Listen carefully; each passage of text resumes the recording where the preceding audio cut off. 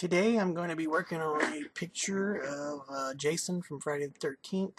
I drew this picture about 10 years ago on regular paper and pen, and I'll show you that version. And then I'll get started on the new digital version and then comment on that. So here we are with Jason. This is the digital version that I'm working on now. This is not just any Jason. This is the New Blood Jason from Friday 13th Part 7. It was the first Friday 13th movie that Kane Hodder appeared in as Jason. This is always my favorite version of Jason to draw because you can always put a lot of detail in him, and it's not just a straight out hockey mask. There's a somewhat of a face behind it. You can put detail in the bands and stuff like that.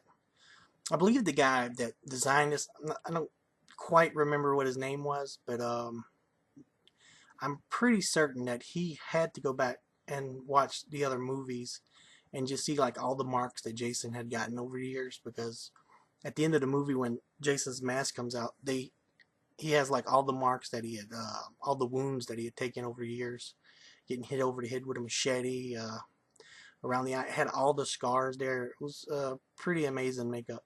Um, but this is the coolest version of Jason that I think there is, and I think most of the Friday 13th fans would actually agree with that, because most versions you see of Jason, like if they're making costume for cosplay or something like that, you're gonna see this version of Jason. It's sometimes you'll see part 3 or maybe 4, but most fans really gravitated to Jason whenever he got into the zombie state, whenever they brought him back with the lightning, like the traditional Frankenstein movies.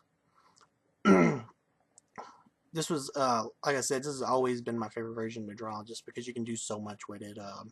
It's not just a plain hockey mask. You can really go in detail a lot of stuff with Jason. I never understood when they do the comics why they always take they will take the most current Jason.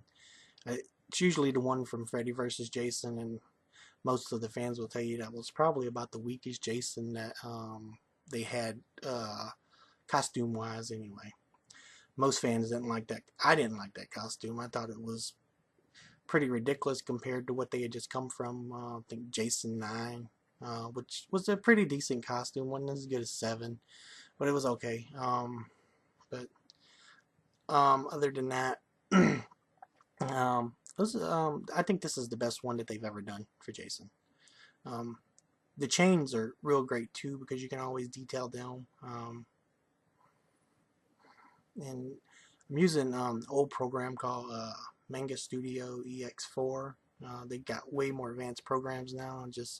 I'm so used to this one. I don't think I would do very good with the other ones, because you have to learn stuff a lot of times, and I'm just comfortable with these. And I mean, it does wig out a lot because it's kind of older with new computer updates, and I eventually will, I guess, have to upgrade to a newer one. But as of right now, I like this one. I'm not going anywhere with it.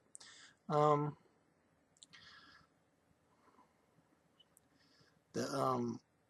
really like how Jason's skin was in the movie, because you can easily go in there and do a bunch of cool stuff to it. Like it wasn't a normal Jason. Like the other Jasons look kind of like a mongoloid underneath the mask, like a mutant type of thing, almost like you've seen in The Hills Have Eyes, the remake. Actually, they look pretty. It's almost exactly the same makeup. Almost, it looks like anyway. Um, but this one I think was just really creative for the time, and it still stands out now. Most fans would like, if they would bring this look back to Jason, people would be really happy with it. I mean, I've never seen them do a better look than this for Jason anyway. But that's just me. I'm a big Friday the 13th fan, so when I'm drawing this stuff, it really does come easy to me, because I enjoy it so much. I only drew this because I was on, I think it was Facebook or something, and I seen where Todd McFarlane had done one for Friday the 13th, and I remembered I wanted to do something similar like that for Friday the 13th, but I didn't have a chance to, so I just released it late, I guess. But And he did a really cool one. You should look that up if you can find it. I'm not sure if he puts his videos on YouTube or not, but I know for a fact that he puts them on Facebook. He does a lot of little quick drawing lessons on there, which is real good. I gotta say, I've learned a lot from watching him. You know, watching the series, the comic book greats, with Rob Liefeld, Todd McFarlane, Jim Lee, a bunch of those guys. And you can really learn to draw from just watching people. You really can. This is the part that always gets tricky, is this hockey mask.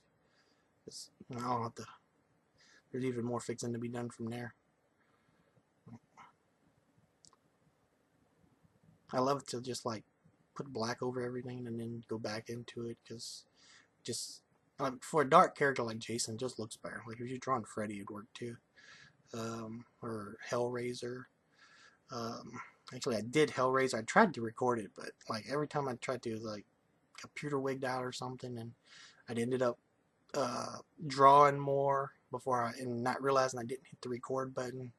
So I didn't. I was Hellraiser versus Batman. It's a picture I put online already, but it's pretty cool. I liked it a lot. Here we go. Put some lines up in there. Get it all crazy looking.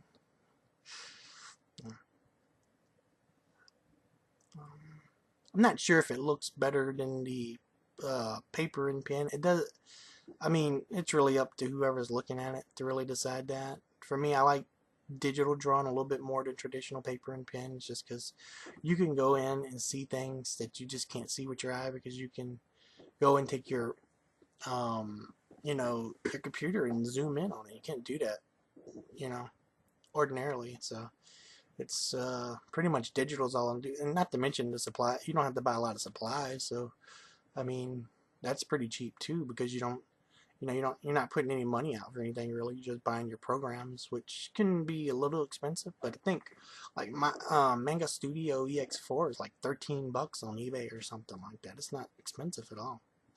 Now EX5 is a little bit more expensive. It's like $200 or $300, but I think it's the most modern version, is why. But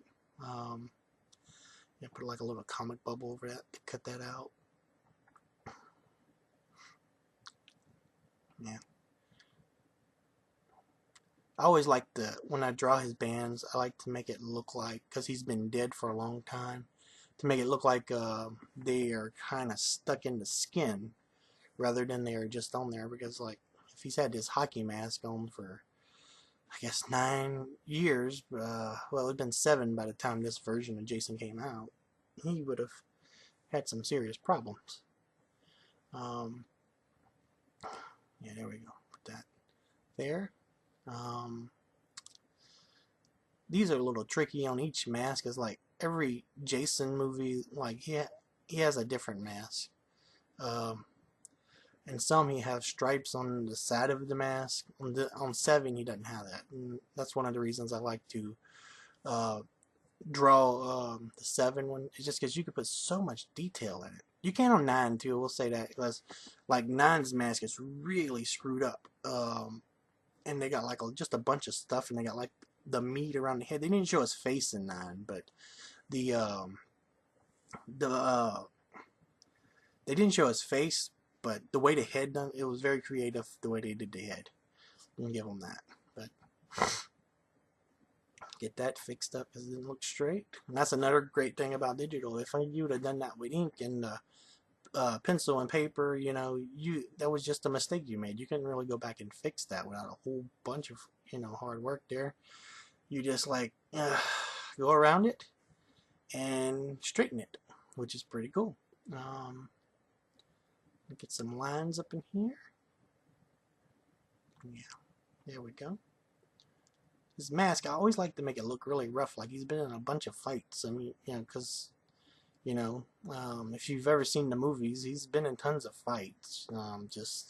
He's won most of them till the end, anyway. The chains is like one of my favorite things that they've ever done to him. I wish they would bring that back to his costume. It just looks cool for it to be around his neck. It's a reference to Six, where Tommy Jarvis put the chain around his neck and tied him to a boulder or just a giant rock where he couldn't come up for air or something like that. It was pretty cool. 6, I think, was probably the best movie of the series, but I think 7 was the best costume of the series. Really loved that. I guess it was kind of the final chapter of Tommy Jarvis in 6, because we didn't really see him a lot after that. We didn't see him at all after that, actually. I don't know what the deal is there, why they never brought him back, but I think he was like he was kind of to Jason what Nancy was to Freddy, so it made no sense that they wouldn't bring him back for more to conclude their story. Starting to come together now, the darkness around the teeth. That's one of the things that I always liked about this, is because you could go in there and, you know, put like them skeleton looking teeth or rotted teeth, and, you know, really put some detail in there. And I wish more comic book artists, when they get the rights to do Jason comics, like I think it was Wildstorm that had the last ones, and the Jason was not that impressive, and it was because they drew it off of the Freddy versus Jason, and most people did not like that Jason. I think that's just what they do, though, because if you remember, whenever Freddy Krueger was in Mortal Kombat, everybody hated the new Freddy Krueger, anybody I talked to anyway, and still they used the Freddy Krueger, which nobody liked. They used the I don't remember the guy's name, Jackie something. He played in The Watchmen, I know that. But no one liked that Freddy. People want to see Robert Englund play Freddy Krueger, and that was the Freddy people wanted. I wish Mortal Kombat would have thought better than that. And they did that with Jason too. They picked the Freddy vs. Jason. Jason. It was a horrible Jason, but I'm really psyched about the Jason game coming out, because they got this Jason in that game, and that's gonna be really great. So there we go. Get these little last details done. It's just about finished here. There we go. It's starting to look like I like it now. If I was going to make a comic, this is what my Jason would look like. I wouldn't be making a comic with the traditional Jasons they've been using.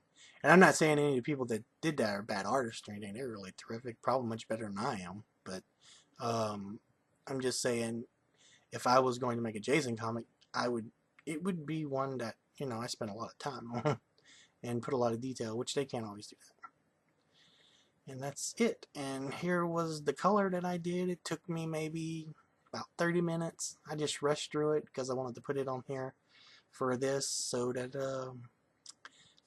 that I would have it to kind of show you what it would look like colored. And that's about it for me. I hope you liked this video.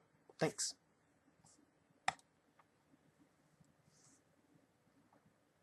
Later, YouTube.